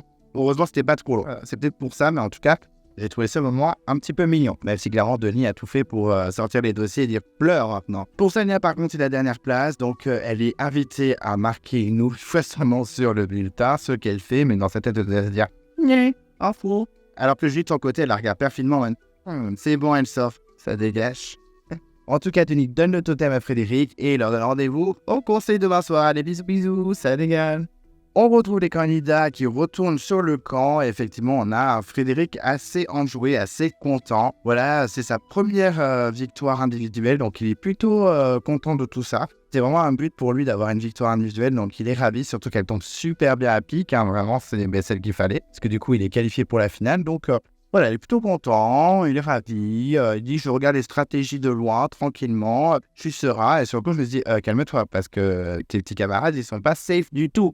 Bien au contraire, Frédéric. En tout cas, il est ravi et surtout, il est très content que Denis n'éteigne jamais son flambeau sur cette saison, il a dit. Donc, est-ce qu'il a déjà envie de faire All-Star? Calme-toi. Et rapidement, les garçons se retrouvent et se disent clairement, on va voter Julie, c'est la plus dangereuse pour le carré final, même si ça ne plaît pas trop à Nico de base. Mais bon, c'est quand même la plus dangereuse. Et on a l'impression qu'ils ne veulent pas splitter les votes. Donc déjà, c'est le début de leur grosse bêtise de cet épisode, ne pas splitter les votes. Ils veulent tous voter contre Julie, ils ont 4 voix contre Julie, puisque Quentin a le vote fort de Laura. Et c'est vrai que voilà, Frédéric, face caméra, il dit c'est purement stratégique. Je trouve qu'au mérite, c'est Julie qui devrait être en finale et je m'entends beaucoup plus avec Julie qu'avec Tania. Mais au niveau stratégique, il faut que Julie sorte. Et là, c'est vrai que toutes les stratégies vont dans le train. Et j'avoue que j'ai pas trop compris. On a Tania qui retrouve Julie dans la jungle et qui lui balance qu'elle a un collier. Donc, sur le coup, je me suis dit, mais qu'est-ce qu'elle a à perdre, Tania? Elle s'en fout que Julie soit dans le carré final, mais non. Elle lui dit qu'elle a un collier. Donc, ok, j'ai pas trop compris. Elle me dit, ouais, j'ai envie d'aller très loin avec toi. J'ai envie d'aller jusqu'au bout avec toi. Alors déjà, elle a voté contre toi au conseil surprise. Et en plus, elle te trash dans tous les interviews, en fait. Elle arrête pas de te clasher sans limite. Un peu surpris que Tania ne voit pas la perfidie de Julie, parce que j'ai trouvé un peu perfide dans cet épisode. Enfin, en tout cas, pas très cool avec Tania. Et elle la booste en disant, mais cherche aussi de ton côté. Tu pourrais trouver un autre collier ou une arme. Ça pourrait être trop stylé. Et face caméra, Julie, elle est plutôt colère. Elle dit, clairement, que Tania ait un collier, ça m'arrange pas du tout. Je vais être la seule fille à dégager. Donc, je suis un peu inquiète. La seule stratégie qu'elle pourrait mettre en place, c'est que tous les garçons votent Tania afin que les deux filles choisissent quel garçon va dégager. Mais bon, pour l'instant, c'est un peu compliqué de mettre tout ça en place. En plus, elle vient d'apprendre que Tania a un collier, donc ça n'arrange pas du tout. Elle va voir Fred pour savoir ce qu'ils vont voter. Et Frédéric est très honnête. Il a dit, moi, j'avais promis à Tania de pas voter contre elle depuis qu'on est en binôme, etc. Même si tu l'as fait entre-temps. Conseil surprise, ça a bien voté Tania, mais ok. Et il lui annonce direct, je vais voter contre toi. Oh. Donc je lui dis, elle n'est pas rassurée du tout. Elle dit, j'espère que Nico va essayer de me sauver auprès des garçons parce que je suis un peu dans la mienne. Et Julie, elle joue toutes ses cartes et elle dit à Frédéric, je te dis direct, Tania, elle va voter contre Quentin. Donc Quentin est un petit peu en danger. Et on a Frédéric face caméra dit, pas naïf, elle essaye tout pour s'en sortir, mais là, elle a touché la corde sensible avec Quentin. Moi, je veux pas que Quentin se fasse éliminer. Donc voilà, faut réfléchir à ce qu'on vote vraiment. Peut-être que Julie a réussi à ouvrir une petite porte pour se sauver. On verra, mais... on va être honnête, vous avez vu l'épisode si vous m'écoutez. Elle peut remercier Tania. Sans Tania, je pense que Julie, elle aurait été sacrifiée, même par Nico. Oups. Et elle, de son côté, Tania, déjà plus qu'elle a le collier d'immunité, elle fait sa live. Et elle pète un câble, elle est surmotivée niveau pêche et survie, etc. Elle réussit à choper 33 coquillages. Ça va, madame, on se fait plaisir. 33 coquillages. C'est un petit peu vénère, sachant que Frédéric, son record perso, c'était 8. Elle, c'est 33. Clairement. Avec Nico qui en a chopé 3 de plus, ils en ont 36 pour le repas, donc ils disent ça va être très très très très copieux. Enfin bon, ils vont regretter de les avoir mangés. Vraiment, Tania, en plus du collier, elle veut aussi les empoisonner. Clairement, elle veut les mettre à terre, rien à faire, même si elle s'est autant empoisonnée aussi. Mais bon, j'ai trouvé ça très rigolo. Mais en tout cas, Nicolas est ravi de ses trouvailles et Frédéric, lui, il est choqué, il est sur les fesses, comme il dit. Vraiment, elle ne revient pas, elle a explosé les records. Donc tout le monde est assez content de Tania. Elle se révèle vraiment, clairement, même si, elle n'est pas parfaite sur tous les thèmes. En épreuve, elle est pas fou. En stratégie, elle est un peu irrégulière. Social, ça va quand même.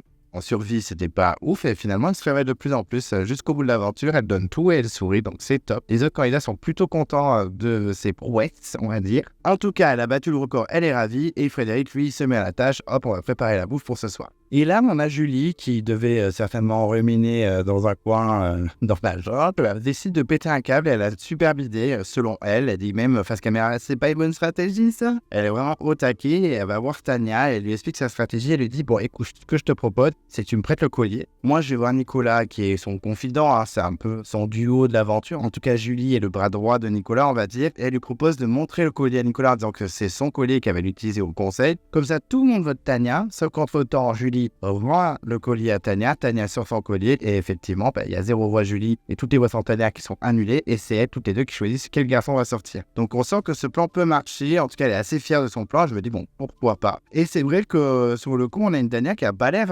rassurée de ouf, hein, qui est un peu en doute, en mode elle rigole nerveusement, et en mode ok, par contre tu comptes pas le rendre, ou on a même une Julie en mode non mais t'es sérieuse, tu me prends pour qui? Mais bien sûr je vais te le rendre. Oh. Eh ben, t'énerve pas, Julie, en fait. Elle te pose plus la question parce qu'elle est inquiète. Hein. Dans Survivor, je suis pas sûr qu'il le rendrait, hein, clairement. Hein. Finalement, les filles se mettent d'accord. En tout cas, on sent que ça peut être une stratégie qui peut marcher. Et Julie décide d'aller voir Nicolas pour lui dire « Ah, je suis refaite. J'ai trouvé le collier. Je suis trop contente. MDR, c'est trop la batte. » On sent que la stratégie des filles, en tout cas de Julie et Tania, pour virer un garçon est en cours. Et Nicolas dit « Ah, d'accord, ok, mais je peux le dire aux garçons et tout. » Et Julie, elle laisse un peu faire. Elle dit « Tu fais ce que tu veux, mais bon, voilà, moi, je suis trop contente. Je vais le sortir et tout. » Et c'est vrai que Nicolas, dans sa tête, il se dit « Bon, ça commence à être compliqué. Parce qu'on ne peut pas tous voter Tania, finalement. » Et Julie, elle traîne pas, elle arrive un peu comme une Alix dans les 4 terres, en mode commando, elle chope le sac de Tania, elle rigole zéro, elle ouvre, elle récupère le collier, et en off, parce qu'on n'a pas vu ce plan-là, ça n'a pas dû être filmé, elle montre le collier à Nicolas, et donc c'est vrai que Nicolas, il dit « Oh my god !» Donc Nicolas, la petite Pookie, balance tout au garçon. Il dit Julie, elle a un collier. Donc, clairement, ça sera voté contre Fred. Donc, on a Quentin plutôt déconfit. Hein. C'est vrai qu'il est en mode What? Et c'est vrai que Fred aussi, c'est pareil, il tombe dans le panneau comme Quentin, il dit même « Ah ouais, c'est vrai qu'on la voit sereine, elle est tranquille. » Là, on se dit « Mais les garçons qui sont censés être stratégiques, même moi, je l'ai dit, donc j'assume. Hein. J'ai dit que Frédéric et Nicolas étaient les plus stratégiques de la saison. Et là, j'avoue que la stratégie des garçons, elle a fait poubelle. On se dit, mais les garçons, vous tombez dans le panneau en 3 secondes. Enfin, je sais pas, vous n'avez pas un petit doute. On sent que la stratégie des deux filles peut fonctionner finalement. Et je me suis dit, il avait pas raison, Clem Coco, de dire que Quentin allait sortir. Je l'avais dit. Ensuite, les candidats se font donc le repas copieux grâce un petit peu à Tania qui a chopé énormément de coquillages. Donc tout le monde mange, tout le monde est content. On a même Tania face caméra qui est en mode « Ah, mais je suis trop contente, je suis trop fière, etc. » Et d'un coup, elle arrête en interview en mode « Oula, alors là, je vais pas bien là. Je vais vomir. » Et elle se casse et puis elle part vomir. Ah d'accord. Et c'est pas tout. Sur le camp, on a aussi Frédéric et Quentin qui sont sur le sol. Car ils en peuvent plus. On a Frédéric qui a hyper mal au ventre, mais vraiment colère. On a Quentin, lui, qui a carrément des sueurs froides. Il a mal au crâne, il en peut plus, il est en PLS et tout. Donc là, le médecin, il débarque sur le camp en mode bonjour. Qu'est-ce qui se passe? C'est drama ou comment ça se passe? Et on a les 3 qui sont en PLS. Hein. Clairement, on a vraiment Nicolas et Julie qui sont choqués de voir leurs 3 camarades sur le sol. Et ils disent, bon, mais clairement, c'est une intoxication alimentaire. Hein. Je pense qu'il y avait quelques coquillages pas très bons. Ça sent le truc qu'il fallait pas bouffer. Alors, je pense qu'il y avait des bons coquillages et des coquillages un peu...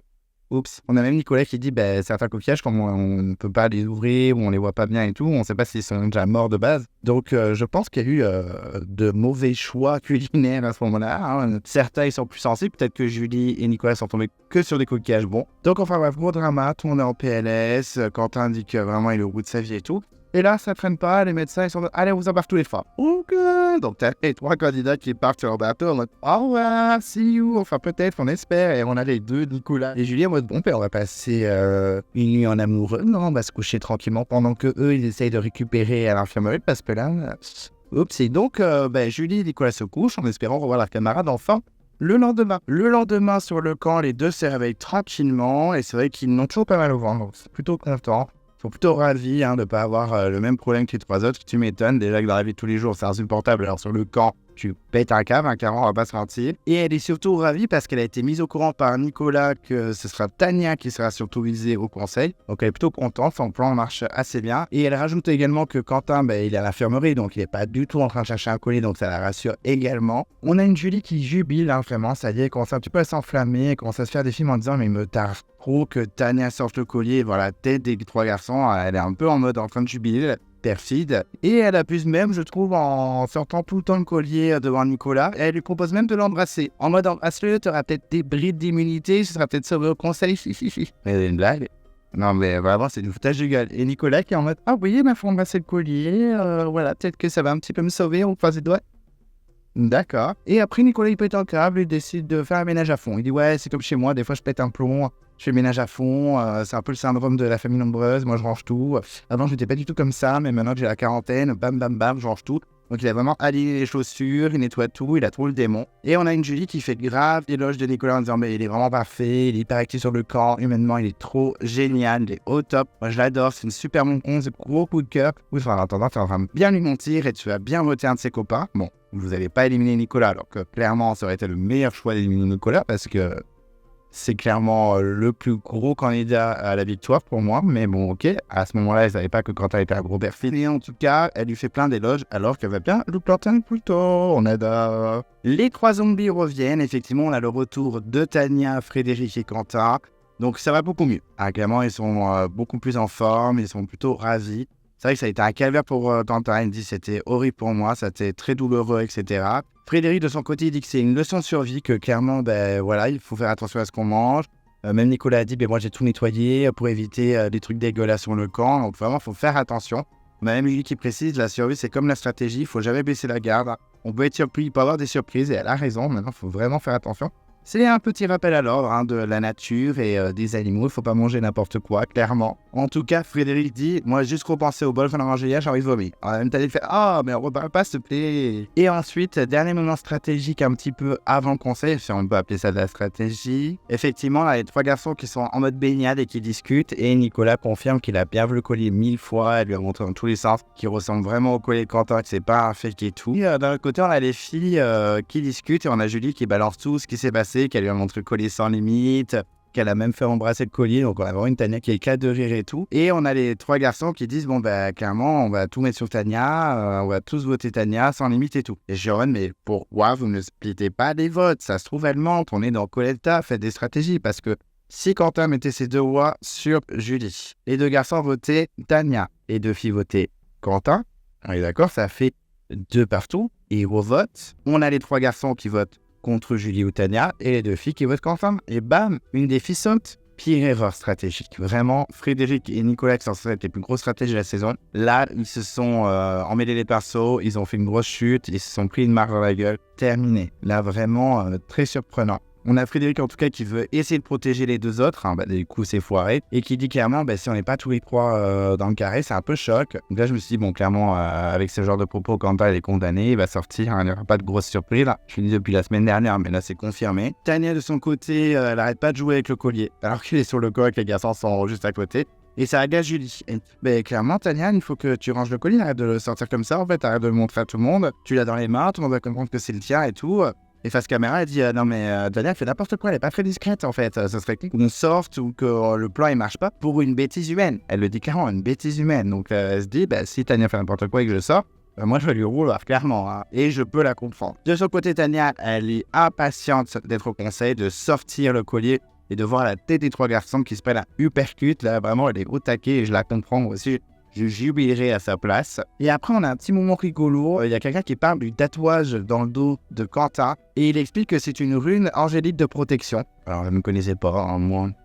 Ça ne me parle pas. Il y a quelqu'un qui dit c'est un peu ta bonne étoile. Il fait ouais, c'est clairement ma bonne étoile. En plus, je vois c'est Tania qui dit c'est un peu ta bonne étoile. Avec la petite musique comme oupsie. Donc, clairement, tout le montage était fait pour qu'on comprenne que Quentin c'est out. On était clairement en confidence, même au niveau des votes avant le dépouillement, on va bien voir que on comprend que Quentin Bisous. Et c'est parti, les candidats partent pour le conseil qui va être un petit peu sympa quand même malgré le manque de stratégie totale des garçons. Et donc le conseil commence, c'est donc Quentin qui est interrogé en premier par Denis. Il lui dit comment vous faisiez le conseil. Il dit avec beaucoup de pression, avec beaucoup de stress, voilà, je suis très stressé, on n'est plus que 5, c'est un peu tendu.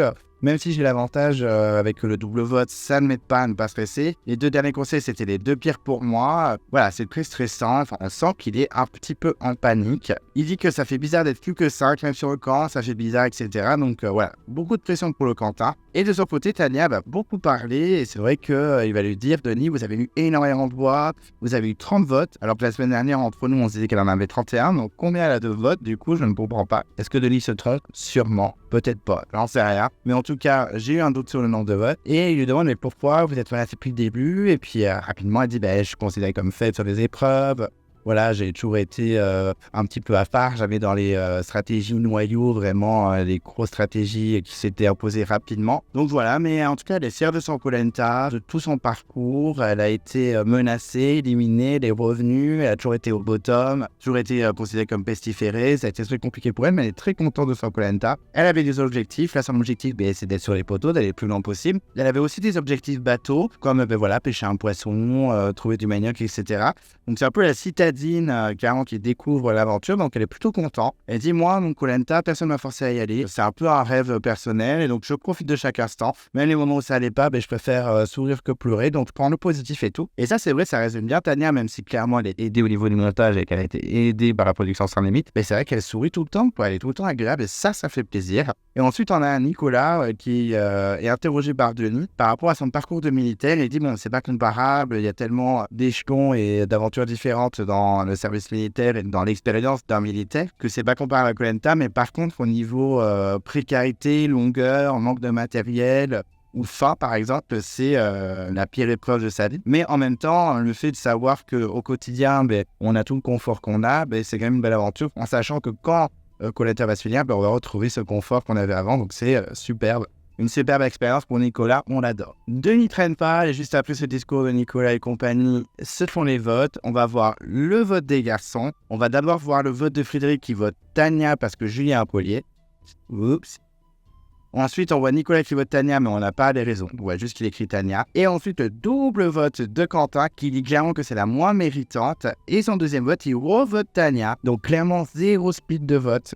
Hyper surpris. J'avoue que c'est complètement débile. Enfin, je veux dire, les garçons, là, vous avez déconné. Franchement, vous avez chié dans la colle. Hein. C'est un peu osé comme expression, mais vraiment, là... un peu déçu, je m'attendais à plus de stratégies venant de Fred et Nicolas qui sont censés être les stratèges de la saison. Une fois qu'ils ont voté, on voit pas le vote des filles, donc on est en mode mais quels garçons elles vont éliminer? Mais bien sûr qu'elles vont éliminer Quentin. Ça serait trop choc qu'elles éliminent Nicolas, même si ce serait le meilleur choix pour moi, mais ok. Denis rajoute le vote pénalité de Tania, bien sûr. Et donc vient le moment où Denis demande est-ce que quelqu'un a un collier? Donc petite musique de suspense. Et là Tania, oui moi. Alors là vraiment, les têtes des garçons vraiment en mode what? Donc on a un Quentin qui est plutôt choqué mais blasé en mode voilà. On a vraiment un Nicolas en mode what? Et un Frédéric en mode qui regarde dans le vide. Les 3 garçons sont vraiment choqués. Là vraiment ils sont en mode c'est une vaste blague j'espère. Et donc c'est parti pour le dépouillement. Et là sans surprise les votes contre Tania s'enchaînent. Tania. Ça s'enchaîne vraiment beaucoup. On est quand même déjà à 4 voix. On a vraiment un Quentin en PLS. Ça, il comprend vraiment que c'est terminé pour lui. Que clairement, bisous. Il y a de fortes chances que ce soit son nom qui sorte. Surtout que il sait très bien que Tania va un petit peu se venger. Ensuite, on a encore un Tania. Donc, 5 votes contre Tania. Donc, les 3 garçons, le vote noir et le vote de pénalité. Il ne reste plus que 2 votes. Donc clairement, les garçons se doutent que le premier nom qui va sortir, c'est fini pour lui. Et donc le vote suivant, c'est Quentin. Donc on a Quentin qui sourit jaune, clairement qui a bien les boules. Et Denis dit, c'est le dernier vote, il peut être décisif, mais il va être décisif. Les filles se sont accordées. Et le dernier vote, c'est donc Quentin. Et donc Quentin est donc éliminé. On a les 2 autres garçons qui sont blasés. Quentin qui est au bout de sa vie, il se lève. Il se fait éteindre le flambeau par Denis. On sent que les 2 garçons qui restent sont un peu choqués, peut-être colère aussi, mais choqués. Et rapidement, Quentin, plutôt fair play, ça m'a un peu surpris. Il dit, bien joué les filles. Je savais qu'il y avait un collier. Et très rapidement, quand il dit cette phrase, on a Tania qui lui explique tout ce qui s'est passé. Il dit, c'est un collier que j'ai trouvé avant. Voilà, on savait qu'on était menacé. Donc on a fait croire que c'était Julie qui avait le collier pour brouiller tous contre moi, etc. Et elle conclut en disant j'espère que tu vas faire la part des choses entre le jeu et la vraie vie. Voilà, c'est un jeu, on a joué, on savait qu'elle était en danger, il fallait qu'on la sauve. Et on a un Quentin qui dit oui, c'est un jeu, mais c'est quand même la pire place, c'est un désastre pour moi. Enfin, on sent vraiment qu'il est dégoûté. Et là, d'un coup, alors, je pense que c'est au niveau du montage, à mon avis, ils ont discuté entre-temps. Faut faire attention au montage, des fois, il coupe énormément. Et c'est vrai que là, c'était une transition assez bizarre parce qu'on avait un Quentin qui s'énervait pas du tout, qui était en mode tranquille et tout, qui était en mode oui, c'est un jeu, mais c'est quand même très dur pour moi, j'ai la pire place, c'est un désastre, je ne m'attendais pas à sortir et tout. Et là, d'un coup, on a une Julie sans transition qui est en mode mais tu crois que c'est pas difficile pour moi, tu crois que j'étais pas en danger, tu crois que moi ça m'a amusé aussi d'être en danger comme ça, etc. Wow. Alors moi, je pense que c'est le montage un petit peu. C'est pas que je veux ne pas marchander sur Julie, alors que je veux marchander sur elle depuis le début de la review, mais c'est que la transition était bizarre au niveau du montage. À mon avis, ils ont discuté entre temps. Et peut-être que Quentin lui a dit une phrase en mode moi ça me fait chier, gna gna gna.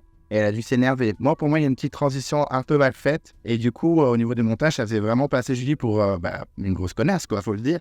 Alors que je pense qu'elle n'était pas si vénère que ça à la base. Et ils ont coupé un peu ce qu'ils voulaient. Ce n'est que mon avis. Mais c'est vrai que là, ça fait passer Julie pour une grosse rageuse qui s'énerve dans tous les sens, alors qu'elle est qualifiée pour la finale. En tout cas, Nicolas est blasé, mais il dit que les filles ont bien joué, que c'est échec et mat. Il ne s'y attendait pas du tout, donc bien joué. Frédéric, c'est pareil. Il est complètement dégoûté de voir son frère d'aventure quitter le jeu maintenant, qu'il aurait adoré être dans le carré final avec lui. Mais qu'au niveau stratégie et jeu, les filles, elles ont bien joué, il faut l'avouer. Donc voilà, c'est terminé pour Quentin. Alors je vous avoue que je suis plutôt content, mais c'est un peu con, je trouve, de la part des garçons. À la fois, je suis content et à la fois, je suis déçu des garçons. Surtout de Nicolas et Frédéric, qui sont censés être les stratèges de la saison, même si Quentin est un peu stratège aussi, mais beaucoup moins que les deux autres, je trouve. Donc un peu déçu de leur jeu, mais à la fois Quentin qui sort, je suis plutôt content, même si Julie qui sortait, je m'en moquais un peu aussi. Ensuite, on a le teaser, donc ce sera l'orientation, et seulement l'orientation la semaine prochaine, puisque la finale, c'est le 13 juin, donc on aura les poteaux et le prenne en direct. Bref, un peu trop long, je pense, comme d'habitude. Mais en tout cas, c'est l'orientation la semaine prochaine, et donc on voit que les gens sont déterminés autour de la table, ça s'excite beaucoup, ça court un peu dans tous les sens, ça panique. On voit Frédéric et Tania qui se retrouvent sur le même point. On voit Frédéric qui se retrouve avec des buffles ou des vaches et qui leur demande le chemin. On voit que certains craquent. On a Tania en larmes. On a Frédéric qui est au bord des larmes aussi. Il y a des moments très positifs que des moments négatifs. Il y a des gens qui sont en mode ah super, oh mon dieu, je suis perdu. On sent la panique clairement. Et il nous conclut le teaser avec une chute magistrale de Julie. Donc on sent que ça va être pas mal la panique. On avait même le nom de certains repères, mais j'ai pas tout noté clairement. Si vous les avez, n'hésitez pas à les balancer. Même si c'est pas un spoil incroyable pour la semaine prochaine, mais en tout cas, on sent que ça va être très tendu. Moi, honnêtement, j'aimerais que Nicolas et Tania soient sur les poteaux. De toute façon, j'aimerais que ce soit un des deux qui gagne. Et si Julie saute, c'est pas très grave, mais Frédéric non. Même si je trouve que Frédéric s'est un peu plus battu dans l'aventure que Julie. Mais enfin bref, voilà, du coup, ça va être très tendu. L'orientation, soit c'est hyper chiant, soit c'est top. Donc on verra, c'est petit ou double, on verra bien la semaine prochaine. Ensuite, on a l'interview de l'éliminé. Donc Quentin, il dit qu'il est très triste, vraiment très triste, il insiste, en disant que voilà, il était déterminé, qu'il se voyait en finale, qu'il se voyait même gagner, qu'avec le gain, il se serait offert une maison avec sa compagne. Donc on le sent très très triste, il pleure, même il craque, il est vraiment au bout de sa vie. Et il dit qu'il espère que sa compagne ne lui en voudra pas trop, de ne pas être allé jusqu'au bout, que franchement, voilà, il a tout donné, il a donné son max, que c'est vraiment dommage. On le sent vraiment frustré, en même temps c'est une place assez dégueulasse,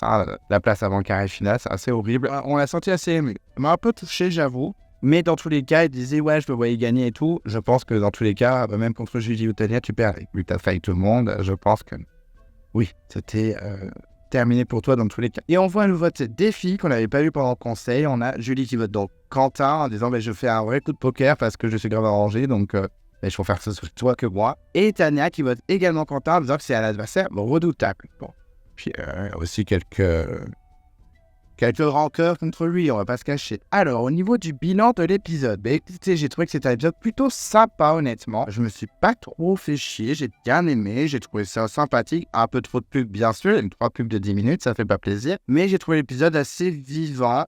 Il y avait moins de passages pour remplir que les 2 semaines d'avant, vu que c'était un épisode coupé en 2. Là, j'ai trouvé que c'était assez correct. Ce que je n'ai pas aimé, c'est clairement l'épreuve de la boue. Pour l'épreuve de confort, c'était inintéressant. Quelques passages un peu de survie, bon, ça allait, c'était assez court quand même, c'était pas horrible, mais quelques petits passages pour remplir. J'ai bien aimé le confort, alors je sais, c'est assez surprenant, mais j'ai bien aimé le montage un peu romance, voire plus. J'ai trouvé ça assez rigolo, sans me moquer d'eux, vraiment, j'ai trouvé ça très sympa au niveau du montage, j'ai trouvé ça assez rigolo, c'était plutôt vivant du coup. Alors, en tout cas, moi, ça m'a amusé personnellement, je pense que certains d'entre vous ont trouvé ça inutile. Moi, j'ai trouvé ça plutôt rigolo. Juste le passage où ils se couchent, où ils font dodo, ça c'est pas très intéressant. Et il faut les laisser se doucher tranquillement aussi, même si ça a participé au montage rigolo. Mais en tout cas, voilà, c'était pas si horrible que ça à suivre le confort. J'ai bien aimé quelques moments stratégiques. L'épreuve, moi, j'aime beaucoup, même si ça doit être insupportable à faire en tant que candidat. Mais voilà, j'ai trouvé l'épisode sympathique, dans la moyenne, quoi. C'était pas non plus un épisode incroyable, mais je me suis pas ennuyé. Puis c'est toujours bien monté, toujours bien réalisé. Voilà, il y a vraiment rien à dire. Pas trop de passages inutiles, quelques-uns, mais franchement, ça passe. Et vu les épisodes qu'on a vus la semaine dernière, il y a 2 semaines, je vais pas me plaindre. Il y a eu quelques suspens, même si on était un peu complices des filles au niveau des votes contre Quentin. Voilà, je trouve juste que les garçons ont fait n'importe quoi, mais ça on en parlera dans le bilan des candidats juste après. Mais voilà, l'épisode sont regardés sympathiquement. Moi j'ai bien aimé, ça va, je valide. Et puis plus que des épisodes avant connaître le grand gagnant, moi je suis prêt pour la finale, alors vas-y. J'espère que l'orientation, il y aura du suspect. Au niveau du bilan des candidats, on va commencer par Tania, qui est la grande chanceuse de cette saison, qui a été sans limite, je vous l'accorde. Je suis d'accord avec vous, elle a été dans tous les centres, elle a eu plein d'avantages, elle est revenue après l'abandon de Benjamin, elle a eu un conseil surprise où elle a eu la chance de revenir avec un coffre rempli de bouffe, de lettres, avec un collier offert, etc. Je suis d'accord. Mais par contre, je trouve qu'elle est vraiment solaire. Elle est nulle dans l'épreuve. En stratégie, c'est pas foufou, mais ça va mieux. En survie, c'était 0 et là, elle se réveille. Socialement, elle est plus que correcte quand même. Elle n'est pas folle, elle est rarement dans le cœur de tous les candidats, mais ça va. On a même Clémence, Laura et compagnie qui sont en Team Tania. Donc, ça se trouve, Tania, elle va l'emporter. Ce serait très marrant si c'était elle, mais ce serait une mauvaise gagnante, mais ce serait marrant. Mais en tout cas, je trouve vraiment que sa personnalité, son côté solaire, c'est un plus, c'est vraiment un plus dans la saison. Elle est toujours positive, même dans les pires situations, donc vraiment c'est génial. Moi je trouve que c'est une bonne candidate à ce niveau-là. C'est pas une bonne candidate telle qu'elle, mais franchement je la trouve hyper attachante et je suis team Tania à mort, un peu team Nicolas aussi, mais Tania franchement, grosse révélation pendant la saison, donc petit coup de cœur de cette fin de saison, mais si elle gagne ce serait n'importe quoi, mais ce serait rigolo. Donc voilà, Tania je trouve qu'elle est super positive, c'est très agréable de la suivre et j'aime beaucoup. Ensuite Julie, alors que j'ai beaucoup moins apprécié que d'habitude. Alors d'habitude c'est plus en mode OSEF, neutre, au milieu, quoi, je m'en fous un peu. Et là vraiment elle était un peu imbuvable, elle critiquait tout le temps Tania sans limite, alors que Tania a tout fait pour la sauver. Donc j'ai pas trop aimé, après c'est les lois du montage, faut faire gaffe. C'est comme quand je disais au conseil, c'est énervé sur Quentin, et la transition a été bizarre, donc je pense que c'est les lois du montage. Mais clairement je l'ai pas trouvé très agréable à suivre. Elle râlait beaucoup, elle faisait beaucoup de réflexions, elle crachait un peu ses petits camarades, donc un peu saoulante.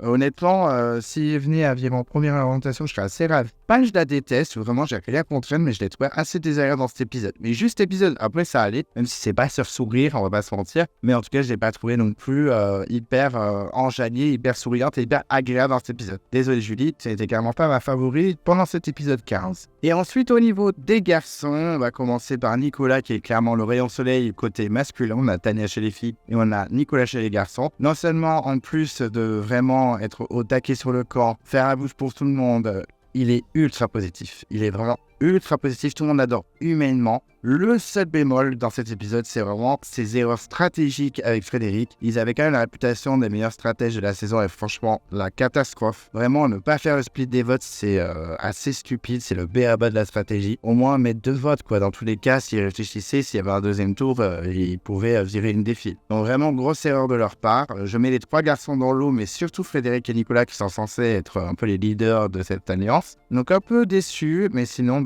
hyper agréable à vivre, quoi. Bon, dans les épreuves, bon, pas forcément dans cet épisode, dans la boue il n'a pas été très bon, il était que 3e à l'épreuve, mais en général il est quand même dans le peloton tête, il a quand même eu 2 ou 3 victoires en tout, 3 il me semble si on compte le parcours du combattant, mais en tout cas voilà, je trouve quand même que c'est un bon candidat, souriant. Moi en tout cas j'aurais adoré faire l'aventure avec lui, à moins qu'il soit un peu trop sur mes côtes parce que je fous rien sur le corps. Moi je serais en mode Marilou, aujourd'hui je fais rien. Mais en tout cas, je le trouve très agréable à suivre. Il ferait un très bon gagnant. Oupsie, je sais que certains d'entre vous ne sont pas d'accord. Moi, je trouve qu'il ferait un bon gagnant. Pas autant que François. Team François Forever. Honnêtement, Nicolas est quand même un bon candidat. Très agréable, très attachant et cool. Ensuite, Frédéric, écoutez, je l'ai plutôt apprécié dans cet épisode. C'est vraiment neutre, Frédéric. Avant, je ne le supportais pas par rapport à Esteban et à Sophie qu'il avait terminé en équipe.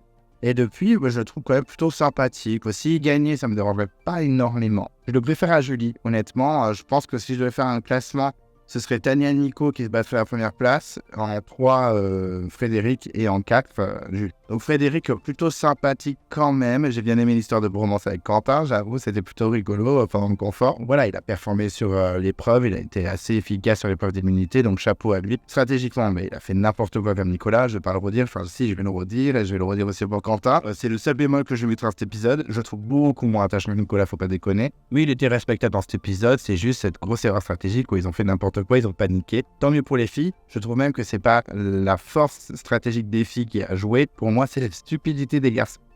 Donc enfin bref, quand même, chapeau à lui, il a quand même gagné sa place en finale. Donc tant mieux pour lui, est-ce qu'il mérite de gagner? Un peu quand même, on va pas non plus se mentir, je trouve, en tout cas c'est mon avis, qui mérite peut-être de gagner. Je préfère que ce soit Nicolas ou Tania, mais par contre s'il gagne, ce serait pas non plus un enfer pour moi. Voilà. C'est pas non plus un coup de cœur, c'est assez neutre, mais en tout cas, je le déteste pas du tout. Et s'il gagne, ça me dérangerait pas. Et pour finir, Quentin. Alors, c'est vrai que Quentin, je l'ai beaucoup détesté dans cette saison, je l'ai beaucoup traché. Un peu comme ma coiffure, qui est n'importe quoi. Par contre, il y a beaucoup trop d'insectes. J'ai l'impression vraiment d'être dans Microcosmos. Il faut se calmer. Enfin bref, je vais bientôt finir cette review et pouvoir fermer tous mes volets. Parce que sinon, je crève de chaud. Donc, tout ça pour dire que Quentin, je l'ai beaucoup traché dans cette saison. Écoutez, vers la fin, je pensais à le trouver vraiment attachant, même si là, il m'a déçu à propos de Tania. Vraiment, choisir Frédéric, mauvais choix stratégique de base. Même si j'ai adoré leur confort en mode bromance, ça m'a beaucoup fait rigoler. J'ai trouvé qu'il était un peu perdu. Stratégiquement, il a fait la même erreur que Nicolas et Frédéric en ne splitant pas les votes. C'est une grosse erreur de sa part. Mais en tout cas, voilà, bon, il a viré. Je pensais plus heureux à son élimination. Honnêtement, je suis pas non plus hyper happy. Je m'y attendais un peu. Je vous l'avais un peu pronostiqué dans la review de la semaine dernière. Donc effectivement, il a dégagé, pas trop surpris. Je pense que ça va être intéressant quand elle va arriver au jury final la semaine prochaine. Ça me tarde de voir ça. Après, je pense que Clémence, Laura et tout, c'est pas des Louana, Colin et tout, ils vont pas lui tomber dessus non plus violemment. Mais je pense qu'il va y avoir une petite explication, donc assez impatient de voir. Mais Quentin, voilà, je t'ai détesté, je t'ai un peu plus apprécié par la suite. Voilà, je suis un peu partagé, il a un petit côté attachant, même sur l'interview d'élimination. Il m'a créé un peu d'émotion en moi, je dois avouer. Il est quand même plutôt attachant, je pense. Je pense que si j'avais été sur le corps avec lui, je l'aurais trouvé attachant. Mais c'est pas le cas. Donc du coup, j'étais très partagé. Quentin restera quand même un des candidats que j'aime le moins de la saison, mais son élimination était plutôt... tristounette, pas non plus triste, mais tristounette, et j'ai trouvé qu'il avait plutôt bien réagi. Donc chapeau Quentin, et puis t'es dans All-Star, qui sait. Et voilà, j'ai donc terminé ma review de l'épisode 15 de Koh Lanta, le feu sacré. J'espère que c'était pas trop long, en tout cas merci de m'avoir écouté jusqu'au bout. J'espère que vous n'avez pas été choqué par un aspect physique en mode pyjama pilou avec mon petit Toad, ma coiffure pas du tout structurée et ma Cindy qui en mode poupée maudite. Moi je l'aime beaucoup. Je l'ai depuis que je suis au collège. Même si j'ai vu Toy Story, j'ai pas été très gentil avec elle. Mais bon, elle est toujours là, elle est toujours dans mon cœur, elle est toujours à mes côtés. Enfin bref, parenthèse fermée sur celle qu'on adore. Tout ça pour vous dire que vous pouvez réagir à ma review, me dire que vous êtes d'accord, si vous n'êtes pas d'accord avec, n'hésitez pas à réagir, toujours dans le respect et la bienveillance. Moi, écoutez, il est 1h40, je vais pouvoir aller me coucher, je suis assez content. Je vais faire le montage toute la journée demain et j'espère vous le poster à temps, j'espère que vous avez bien kiffé. N'hésitez pas à réagir, à mettre des commentaires, etc., à donner votre pronostic pour les 3 candidats qui iront sur les poteaux, votre petit classement des candidats qui restent, ça me fait plaisir. En tout cas, j'aime bien voir les préférences de chacun. Si vous ne voulez pas louper les prochaines vidéos de Club Coco, qu'est-ce qu'on fait? On s'abonne à la chaîne. On n'oublie pas de déclencher la cloche de notification si on ne veut rien louper. Vous pouvez vous perdre dans les communautés. Il y a des petits posts, des petits indices sur les futures interviews qui pourraient peut-être arriver, je ne sais pas. Mystère. On n'hésite pas à s'y perdre. Vous pouvez mettre un pouce bleu à la vidéo, ça fait toujours plaisir. Je suis sur les réseaux sociaux, donc on n'hésite pas à me follow. Et d'ici là, je vous dis à très vite. Et je vous embrasse.